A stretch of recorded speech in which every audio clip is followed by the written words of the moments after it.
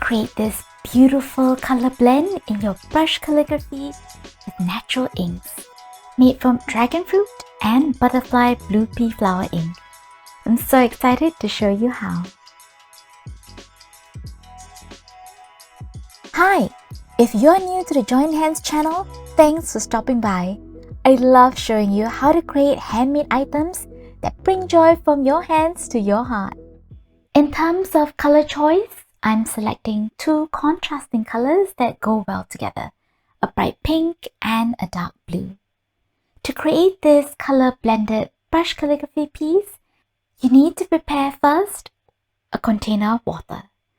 You'll be using it to rinse out your brush in between using the blue and pink natural inks so that you don't mix the colors in the containers. The blending should occur on your watercolor paper, not in the containers of inks themselves. Then we have our dragonfruit ink, which is a lovely vivid pink. The other natural ink we are using is that of the butterfly blue pea flower.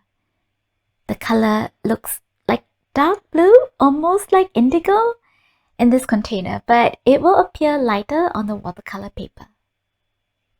In future videos, I'll be teaching you how to extract natural inks from botanical sources. The effort is so worth it because 1. Natural inks are non-toxic and biodegradable. 2. The colors are live with rich luster and variations, unlike your synthetic colors which can appear flat. And I'm using a size 0 round brush for this piece. Now I've already drawn some guidelines in pencil. I'll be starting with the pink dragonfruit ink first. So I dip my brush in the ink and start with my first letter L. For this piece, I'm doing a lettering of the phrase of leaning into the woo and the work, something I heard from Jenna Kutcher, which basically means to pair our dreams with taking inspired action. Now I'm starting with the ascender loop at the top of L. As I create the stem, I increase pressure on the brush, so you can see that the downstroke is thicker than the upstroke. Bring it down to the baseline and then do the exit stroke. Now this is the crucial part before we blend the blue color into the ink for our next stroke, which will be the letter E. Dip your brush into the pink ink at the end of the exit stroke to ensure that there is enough water pooling. This will be a mini reservoir of ink that will mingle and seamlessly blend with the next color ink of blue. Now I'll show you what I mean. Before using the next color, dab off as much pink color as possible on a piece of tissue paper. Then rinse off your brush in the container of water. Dab off as much water as possible because we want to avoid diluting our butterfly blue pea flower ink. Now we dip our cleaned brush into the blue ink. Try to start your next stroke where your previous stroke left off, so that as much of the mini reservoir of pink ink will get a chance to mix with this blue ink. You can see that as I do the curved downstroke for E, the pink ink bleeds into the blue ink, so the blend seems more natural. Now repeat the same process for the blue ink. Dip your brush into the blue ink to create another mini reservoir for the blue ink at the end of the exit stroke for E. Now off camera, I'm dabbing off the blue ink on tissue paper, then rinsing it into the container of water, dabbing off the water on the tissue, and only then do I dip the brush into my next color, pink. I try to alternate colors for every stroke or letter. For the next letter A, as I create the counter, the pink ink merges with the mini reservoir of the blue ink from the exit stroke of E. Now the blending gives rise to a gorgeous purple. You can start the next stroke with blue, but because I think there's already more blue than pink so far, I'll continue with pink ink for the stem of A.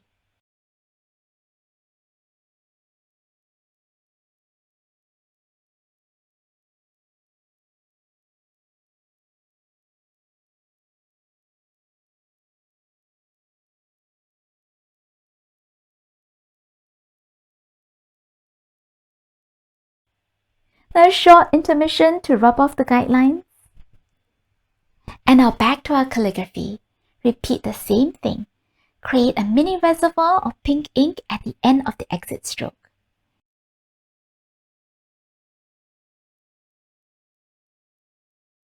Then dab off your brush on tissue paper, rinse off the brush in water, dab off the excess water on tissue paper, and only then dip the brush into the next color of blue ink.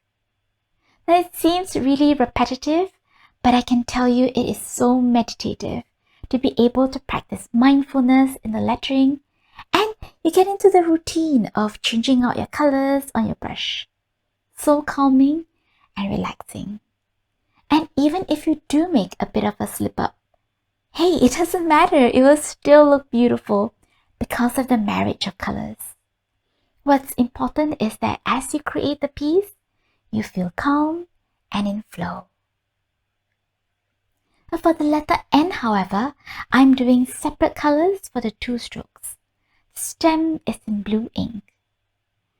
So I'll create a mini reservoir of the blue ink at the end of the stem so that it will bleed into the pink ink as I complete the letter N. The same thing off camera, I'm dabbing the blue ink on tissue, then rinsing off the brush in water, dabbing away the excess water on tissue paper before dipping the brush into the next pink ink.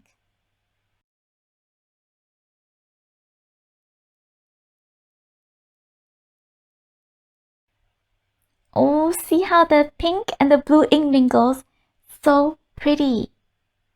I decrease pressure on the brush as I do an upstroke, do an overturn, and as the stroke moves into a downstroke, I increase pressure on the brush for a thicker line.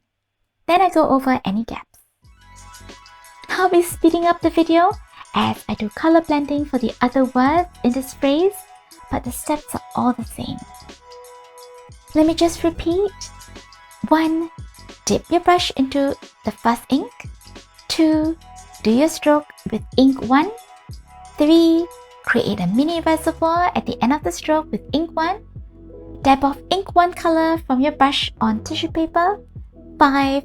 Rinse the brush in water. 6. Dab off excess water on the brush on tissue paper. 7. Dip your brush into ink 2. 8. Do your stroke with ink 2. 9. Create a mini reservoir at the end of the stroke with ink 2. And repeat the whole process. You can do the same steps with more than 2 colors if you wish. So here's our final piece. Isn't it lovely? Now just a note about the swashes. I love symmetry. I find it just so pleasing. So I tend to add them to my calligraphy and lettering pieces. See how the swash of L is mirrored with the swash of O.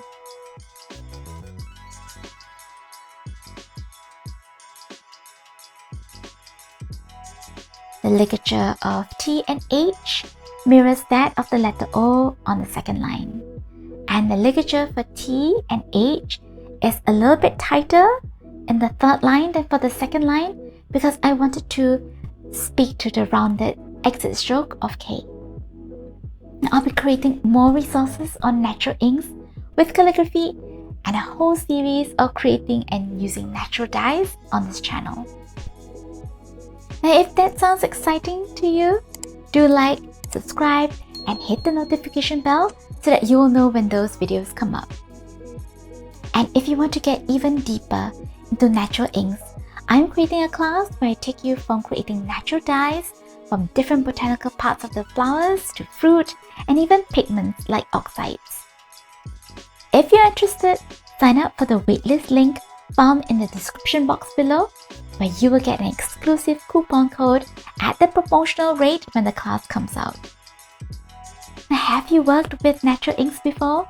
Let me know about your experience in the comments below. See you again in my next video.